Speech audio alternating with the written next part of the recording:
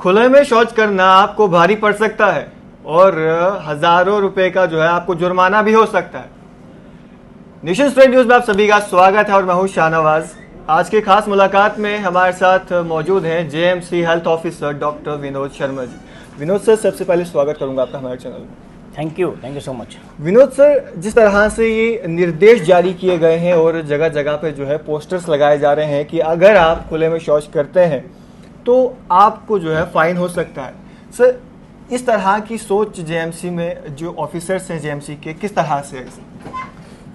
वैसे तो इनसेंट्री कंडीशंस कोई भी क्रिएट करे, चाहे उसमें ओपन डेफिकेशन हो, ओपन यूरिनेशन हो, ओपन स्पीटिंग हो, ओपन स्मोकिंग हो, सबके लिए आई थिंक फाइन्स हैं जी। और मोस्टली हम चलान करते थे इनसेंट्री कंडीशंस के लिए।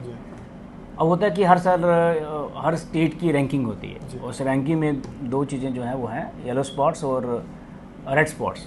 येलो स्पॉट्स मतलब जो ओपन में यूरिनेशन करता है तो उसको फाइन करेंगे जी। जब तक फाइन नहीं करेंगे लोग रुकेंगे नहीं। आपने देखा होगा बीसी रोड में 4-5 स्लो बने हैं, बस स्टैंड के अंदर स्लो बना हुआ है, लेकिन फिर भी लोग नाले के साथ पेशाब कर रहे होते हैं ओपन में। जहाँ बीसी रोड पे जो स्मार्ट सिटी ने फुटपाथ इतने सुंदर बनाया हुआ है उसके ऊपर यूरिनेशन कर रहे होते हैं रात के अंधेरे में। तो उससे क्या है कि एक सिटी की रैंकिंग भी जो है वो अच्छी नहीं रहती हमारी। दूसरा, एक मैसेज बाहर जो है गंदा जाता है, क्योंकि जब आपके फुटपाथ जो हैं वो गंदे दिखेंगे आप कैसे साफ करोगे? झाड़ू से स्वीप करोगे तो साफ होंगे नहीं, निशान रह जाएंगे। रोज़ पानी से आप साफ कर नहीं सकते जी। तो इस करके थोड़ा सा इस पर सख्ती करने की ज़रूरत है कि जो रेड स्पॉट्स मतलब जो पान गुटखा वगैरह खा के दीवारों पे थूकते हैं, एक तो ओपन स्पीटिंग करते हैं, वो तो इन्फेक्शियस डिजीज जो स्प्रेड होंगी जहाँ ओपन में जो स्मोकिंग करता है, आप स्मोक कर रहे हो ठीक है, कुछ हो गया, लेकिन बेचारा साथ वाला जो नहीं कर रहा, पैसिव स्मोकिंग जिसको हो रही है उसको भी वही कैंसर हो रहा है जो आपको हो रहा है, तो वो जस्टिफाइड नहीं है। इसलिए ओपन स्मोकिंग भी जो लोगों गवर्नमेंट ने बैन किया हुआ है। आपने करना है तो जो जगह बनी है स्मोकिंग की, क्लोज स्पेस जो बनी है उसमें जाके करिए। तो ये कुछ चीज़ें थी। इसको रेड स्पॉट और येलो स्पॉट को ज़्यादा हाईलाइट इसलिए किया जाता है, इसमें रैंकिंग में भी ऐसे मार्क्स भी होते हैं आपके कि ओपन में यूरिनेशन मत करो तो वो येलो स्पॉट क्रिएट हो जाता है, और थूकेंगे अगर हम पान छान खा के कहीं दीवार पे तो वो रेड स्पॉट बन जाता है। इन दोनों के लिए एक हम नोटिस निकाल रहे हैं कि जो भी हमें पकड़ा गया हम उसको चलान करेंगे, फाइन करेंगे। तो सर, कितने का चलान जो है, फाइन जो है उन लोगों को होने वाला जिस तरह से पेशाब करते जो है ओपन में पाए जाते हैं? ऐसे तो इनसेंट्री कंडीशंस के लिए जो चलान के लिए तो जैसा के पावर है उनके पास रिटर्न भी कर सकते हैं, वो 400-500 के तो करते ही करते हैं जी। लेकिन हम जो स्मोकिंग का है वो 200 रुपीज़ है, लेकिन ये जो येलो स्पॉट रेड स्पॉट के अगेंस्ट हम जो लिख के लगा रहे हैं वो हम 5000 तक लगा रहे हैं। 5000 कमिश्नर साहब हाँ कि उसमें लिखा होगा, तो ज़्यादा भी कर सकते हो, कम भी कर सकते हो, वो हम देखेंगे सिचुएशन कैसी है कि मतलब बार बार हैबिचुअल ऑफेंडर है कोई कुछ ऐसे शॉपकीपर्स हैं जो बार बार करते हैं, तो एक अवेयरनेस में भी हम करेंगे और कोशिश करेंगे कि आने वाली अमरनाथ यात्रा में जितने भी हमारे शॉपकीपर्स हैं वो हमारा साथ दें, वो भी लोगों को समझाएं, जो टूरिस्ट आते हैं या बाकी लोग जो आते हैं वो जो है ओपन में यूरिनेशन नहीं करें। अगर किसी को नहीं मालूम तो उसको बताएं कि जो है सुलभ यहाँ पर है, इसलिए हम कुछ बैनर्स लगाएंगे जहाँ पर पॉइंट आउट करके उस पर लिखेंगे कि यहाँ पर सुलभ है, वहाँ का इस्तेमाल करिए आप, और ओपन में यूरिनेशन मत करिए प्लीज़। तो सर, सुनने में ये आया है कि टीम्स वगैरह जो हैं वो भी तैयार की जा रही हैं जो फील्ड में रहेंगी, और इस तरह से अगर कोई भी व्यक्ति पाया जाता है उसको स्पॉट पे जो है पकड़ेंगे। टीम्स हमारे 3 जोन होते हैं, टीम कॉन्स्टिट्यूट हमने कर दी है ऑलमोस्ट, और अवेयरनेस के लिए हमारी IAC टीम होती है, उसको भी हमने बोल दिया है। बस जैसे ही बैनर्स लग जाते हैं, आई थिंक आज कुछ बैनर्स लग जाएंगे शाम को, तो पहले मेन जगह हम बैनर्स लगाएंगे ताकि लोग उसको देख लें। फिर हमारी IAC की टीम जो है हमारी वो जो उसको लोगों को अवेयर भी करेगी। फिर उसके बाद जो हमारी सैनिटेशन की टीम होती है, जो एक SO सीनियर ऑफिसर जो हमारा सैनिटेशन ऑफिसर होता है वो हेड करता है उसको, और वो टीम जो है वो फाइन करना चलान करना भी शुरू कर देगी। लेकिन थोड़े दिन हम बैनर्स लगा के, जैसे हम आपको रिक्वेस्ट कर रहे हैं, थोड़ा लोगों को जरूर अवेयर करना चाहेंगे कि जम्मू में जो आए कम से कम उसको पता हो कि अगर इस तरह का आप करेंगे तो आपको कोई फाइन हो सकता है जी। तो सर, आने वाले समय में अगर हम बात करें जेएमसी की, तो जम्मू के रैंक को आगे ले जाने के लिए जेएमसी क्या कुछ और स्टेप्स जो है लेने वाला है? जितने भी हमारे स्टेप्स हैं, जहाँ जहाँ हमें मार्क्स मिलते हैं, हम पूरी कोशिश कर रहे हैं कि किसी तरह से हम पहले फर्स्ट 100 में आने की कोशिश करें। जब हम फर्स्ट 100 में आ जाएंगे फिर उसके बाद कोशिश करेंगे हम भी फर्स्ट 3 में आने की कोशिश करेंगे, लेकिन पहले फर्स्ट 100 में आना बहुत ज़रूरी है, क्योंकि हर साल आप मेहनत करते हो लेकिन हर साल 40-50 सीटीज़ बढ़ जाती हैं जी। तो वो एक थोड़ा सा हो जाता है। आपको इस साल कोशिश करेंगे कि हम 100 के अंदर आ जाएं। अगर इस साल हम 100 के अंदर आ जाते हैं फिर हमारा कंपटीशन फर्स्ट 50 में होगा, फिर हम कोशिश करेंगे फर्स्ट 10 में आएँ। तो स्टेप वाइज होता है, क्योंकि पूरा इंडिया इसमें पार्टिसिपेट कर रहा होता है, सभी लोग मेहनत कर रहे होते हैं। देखते हैं कि इस बार फर्स्ट स्टैंडर्ड में आते नहीं आते, और उसके लिए सारा कुछ हो रहा है। इसलिए येलो स्पॉट्स, रेड स्पॉट्स की जो बात कर रहे हैं हम लोग, और इसमें रैंकिंग में फ़र्क पड़ता है, और सिटी के नाम में तो फ़र्क पड़ेगा जब ऐसा होगा। अमरनाथ यात्रा जो है आ रही है, हमने पूरी कोशिश की हुई है जैसे पिछली बार कि सैनिटेशन की कोई हम कंप्लेंट नहीं आने दें, और हमने आने भी नहीं दी। और इस बार कोशिश करेंगे कि वो थोड़ा और बेटर करें और सिटी जम्मू की और क्लीन लगे, जब लोग मैसेज लेके जाएं जम्मू का अच्छा लेके जाएं। जी, तो सर जिस तरह से आने वाले समय में जो है बारिशें जो है बहुत ज़्यादा होने वाली हैं, और बारिश जो मानसून सीज़न है उसमें ये देखा जाता है कि मच्छर जो है बहुत ज़्यादा पनपता है, तो उस चीज़ को लेकर के जेएमसी किस तरह के मेजर जो है लेने वाला है? जहाँ तक मलेरिया और डेंगू का कंसर्न है, उसके लिए हमारा हेड डिपार्टमेंट में एक डिपार्टमेंट है पूरा मलेरिया डिपार्टमें का है, जिसमें हेड क्वार्टर डॉक्टर लेवल है जो उसको देखते हैं, पूरी टीम है उनके पास। और जब फॉगिंग शुरू होती है तो हम जम्मू म्युनिसिपल कॉर्पोरेशन का पूरा साथ देती है, उनको ऑटोज़, मशीन्स वगैरह, मैन पावर चाहिए होती है, वो हम पूरा उनको करते हैं। और सैनिटेशन में जो हमारी वार्ड्स में जहाँ भी हमें लगता है कि यहाँ पानी इकट्ठा हो सकता है, वहाँ किसी को चालान करने की ज़रूरत है, किसी दुकानदार को, वो करते हैं। या टायर्स देखो होगा अपने दुकानों में टायर्स पड़े होते हैं, टायर्स में जो है डेंगू वायरसेस वगैरह जो है ना, ये वहाँ पर ये आ सकते हैं। तो वहाँ पर हम देखते हैं, अगर हमें मिलते हैं तो वो हमें इन्फॉर्मेशन हेल्थ से मिलती है, तो उनको हम दुकानदारों को चालान कर सकते हैं। एक तो जहाँ पर भी बारिश का पानी खड़ा हो सकता है, चाहे वो कंस्ट्रक्शन साइट हो, चाहे लोगों के घरों के आगे हो, जहाँ पर टायर्स हों, तो वहाँ पर तो थोड़ा सा जैसे ही हमें हेल्थ डिपार्टमेंट गाइड करते जाते हैं तो हम उनका पूरा साथ देते हैं। जहाँ हमें वो बोलते हैं फ़ाइन करो, फ़ाइन करते हैं, जहाँ चलान बोलते हैं चलान करते हैं, ताकि डेंगू जो है वो बहुत ज़्यादा जो है स्प्रेड ना हो। क्योंकि पिछली भी आपने कुछ सालों में देखा होगा, डेंगू और चिकनगुनिया ये दो ऐसी डिजीज़ हैं जो बहुत ज़्यादा हो रही हैं। तो पिछली बार भी हमने बहुत ज़्यादा एपिडेमिक नहीं होने दिया, इस बार कोशिश करेंगे कि एपिडेमिक जो है अगर छोटा मोटा कहीं हो जाए तो उसको स्प्रेड ना होने दें।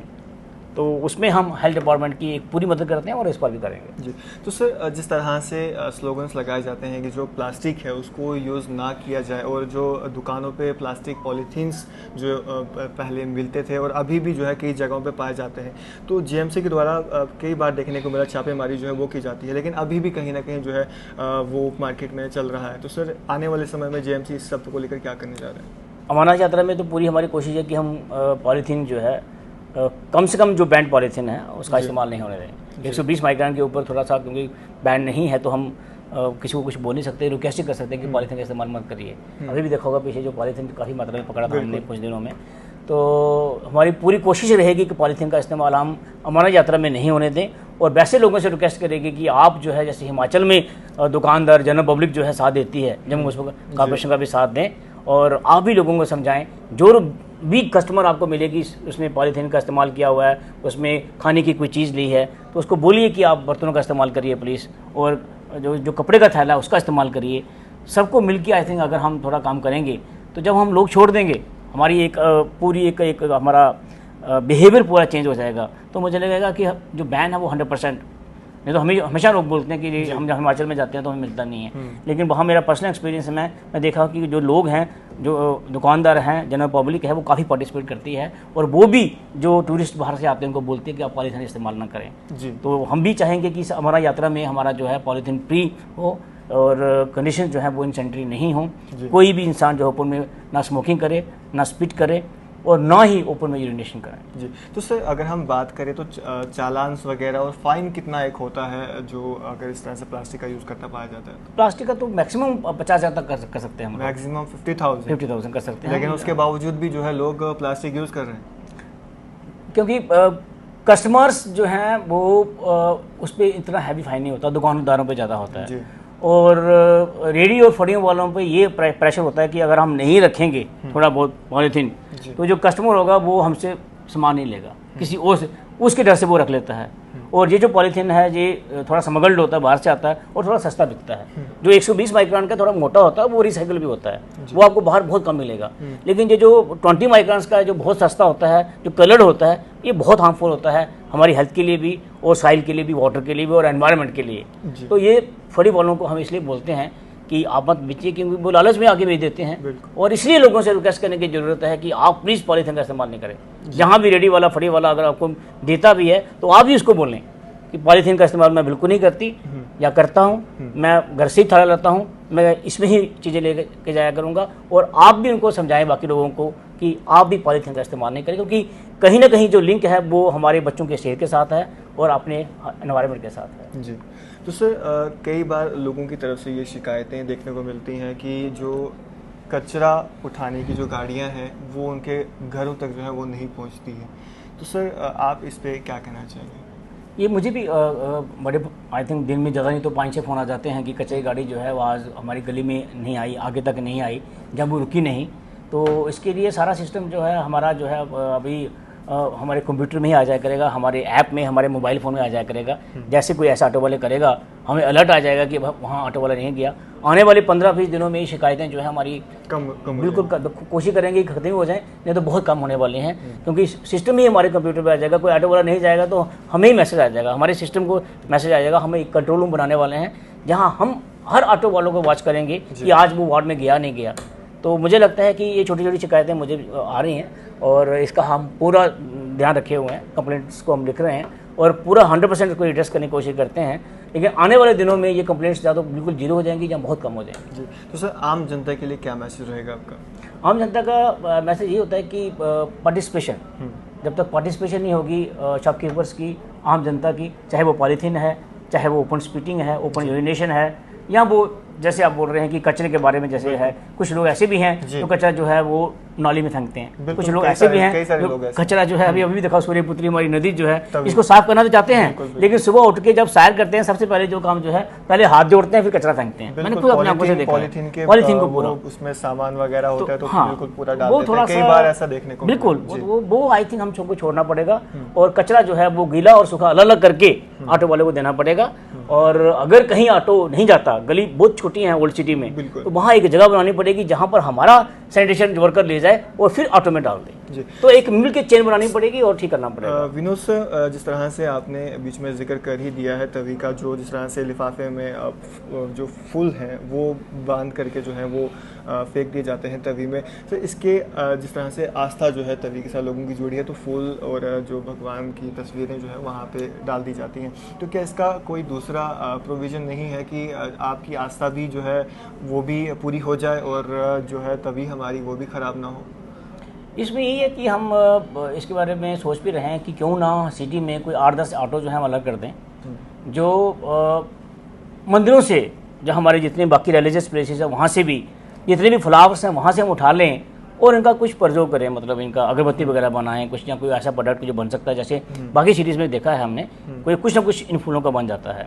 तो उसके ऊपर पूरा विचार है कि मंदिरों से ही हमने फ्लावर उठा लें और या फिर एक कोशिश कर सकते हैं कि लोग ही हमें जो है वो अलग किसी उसमें दे दें, फ्लावर जो अलग दे दें और हम भी गाड़ी के साथ कोई ऐसा कोई एक सेपरेट, मतलब हाँ क्लॉथ का कोई बैग लगा दें सेपरेट, जिसमें जो है वो लोग जो है फ्लावर्स डाल दें या पूजा का सामान डाल दें और हम उसको ले जाएं। तो चीज़ों को थोड़ा सा मेरे हिसाब से आस्था बहुत अच्छी चीज़ है और थोड़ा सा साइंटिफिकली दिखने की ज़रूरत भी है। बिल्कुल।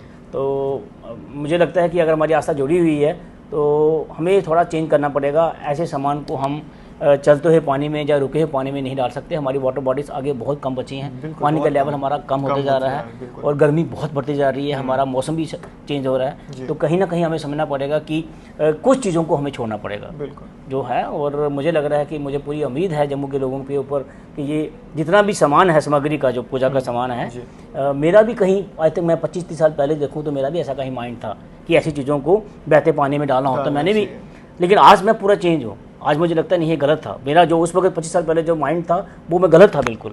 तो ऐसे ही बाकी लोगों को सोचना पड़ेगा। और आपने देखा होगा जितने भी हमारे त्यौहार होते हैं जो लोग पानी में फेंकते थे, आज की डेट में नहीं फेंकने देते हम लोग, और काफ़ी लोग हैं जो खुद नहीं फेंकते। बिल्कुल चेंज हो चुका है। 10% लोग हैं जो फेंकते हैं, 90% लोग खुद ही बाहर छोड़ देते हैं कि हम नहीं लेके जाएंगे, हम पानी को ख़राब नहीं करेंगे। चेंज आ रही है, कुछ लोग रह गए हैं और उसके लिए फाइन वगैरह जो आप मेरी जैसी डिस्कशन चल रही है पूरी आज, वो उन्हीं लोगों के लिए है। और कोशिश करेंगे कि वो लोग भी अगर सुधर जाएंगे तो हमारी रैंकिंग में भी अच्छा असर पड़ेगा, हमारी वाटर बॉडीज भी सेव हो जाएंगी और हमारा जम्मू जो है वो अच्छा लगेगा, सुंदर लगेगा। चलिए, शुक्रिया सर हमारे साथ बातचीत करने के लिए और अपना कीमती समय देने के लिए। Thank you so much. तो ये थे हमारे साथ JMC health officer doctor Vinod Sharma ji, हमारे साथ बातचीत कर रहे थे, कई सारी इंफॉर्मेटिव जानकारी जो है आपको दी। आप जो है इस पे अपनी क्या राय रखते हैं, अपनी राय, अपने सुझाव कमेंट बॉक्स में ज़रूर दें और इस तरह की अपडेट्स के लिए जुड़ रहे हैं और देखते रहे नेशन स्ट्रेंथ न्यूज़।